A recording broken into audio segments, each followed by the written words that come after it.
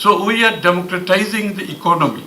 Slogan হচ্ছে অর্থনীতিকে গণতন্ত্রায়ন করা, সাথে সবগুলো মানুষের সমান অধিকার থাকবে অংশগ্রহণ করার জন্য, এবং অর্থনীতির সুফল তার বাড়িতে পৌঁছতে হবে। So this is the idea that আমাদের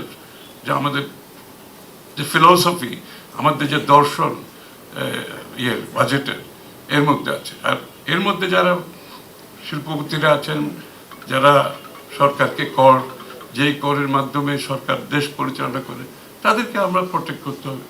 প্রাইভেট সেক্টর, বিএনপির জন্ম হয়েছে কিছু চিন্তা থেকে, ভাবনা থেকে। একটা হচ্ছে ব্যক্তি খাতের মাধ্যমে দেশের উন্নয়ন। ইকোনমিকে ড্রাইভ করে কিন্তু প্রাইভেট সেক্টর, সরকার তো ইকোনমি করে না, সরকার ফ্যাসিলিটেট করে। সরকারের দায়িত্ব হচ্ছে ফ্যাসিলিটেট করে দেওয়া, কিন্তু আমাদের দেশে সরকার হচ্ছে বাধাগ্রস্ত করা হচ্ছে আমাদের কাজে। যে ওনারা একটু বললেন না, যত বেশি বাধাগ্রস্ত করা যায় ব্যবসা বাণিজ্য অ্যাক্টিভিটিসে, এটাই মনে হলে নিয়ন্ত্রণটা হচ্ছে সরকার। আমরা সেখান থেকে বেরিয়ে আসতে চাই। এক কথায় বলছি আমি, যত পারমিশন যতগুলো আছে সবগুলো টাইম ফ্রেমের মধ্যে সিদ্ধান্ত দিতে হবে। This is our decision, time frame.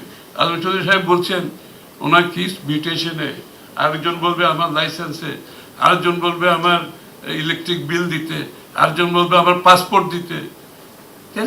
এগুলো শেষ নাই। আমরা এখন বলছি everything has to be done within time frame. সোজা কথা, সিম্পল পিরিয়ড, কোনো কম্প্রোমাইজ নেই এ ব্যাপারে। এবং 18টা 19টা 20টা পারমিশন লাগুক, একটা পয়েন্টে অ্যাপ্লাই করবে, সেই পয়েন্ট থেকে সে ফোকাল পয়েন্ট সবাই বলবে যে এই অ্যাপ্লিকেশন তুমি 1 সপ্তাহের মধ্যে ক্লিয়ার করো, উইদিন এ উইক ক্লিয়ার করতে হবে।